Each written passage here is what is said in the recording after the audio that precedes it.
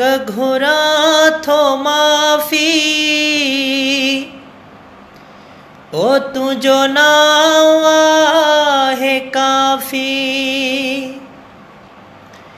मालिक घुरा थो माफ़ी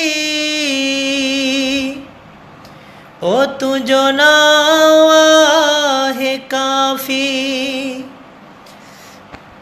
दोस्तों जी त किंग ऑफ सिंध मुमताज़ मौलाई साहब जी अचानक तबीयत ख़राब थी वही है।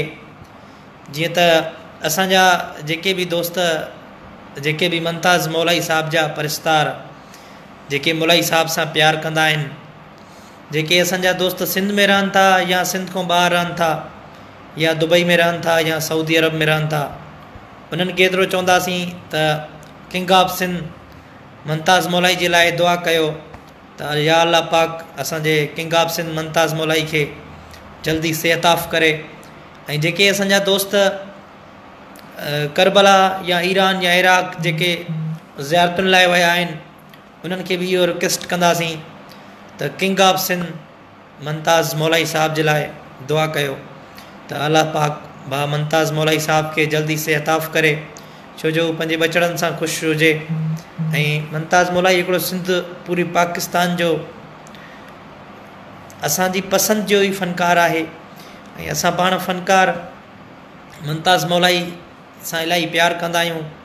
ऐं अल्लाह पाक मुमताज़ मौलाई साहब के जल्दी सेहताफ़ कंदो। जेके भी दोस्त मूंखे ॾिसी रहिया आहिनि सभिनी खे इहो चवंदासीं, रिक्वेस्ट कंदासीं त भा मुमताज़ मौलाई जे लाइ दुआ कयो।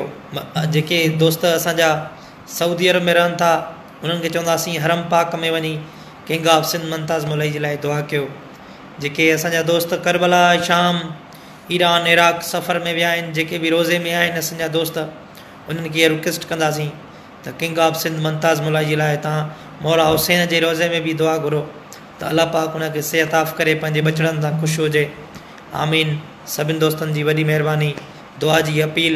हिन वीडियो के घणो में घणो शेयर कयो त जीअं असां कंहिं न कंहिं दोस्त जी मथां दुआ अॻिजी वञे।